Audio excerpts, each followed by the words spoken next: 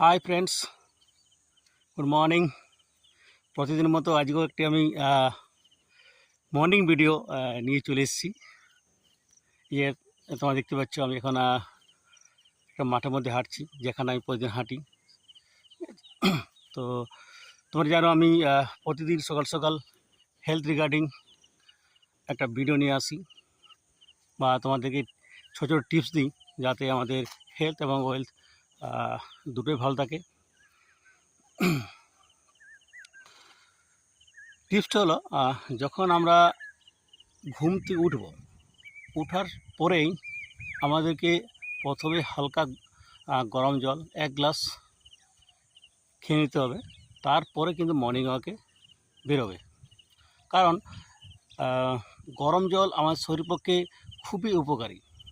প্রথম যেটা মর্নিংয়ে খালি পেটে আমরা যখন গরম জল খাবো, সঙ্গে সঙ্গে আমাদের যে ব্যাড ব্যাকটেরিয়াগুলো আছে সেগুলোকে গরম জল ক্লিন করবে, এবং তার সাথে যে আমাদের পজিটিভ ব্যাকটেরিয়া রয়েছে, গুড ব্যাকটেরিয়া, সেগুলোকে এনার্জি হাই করবে।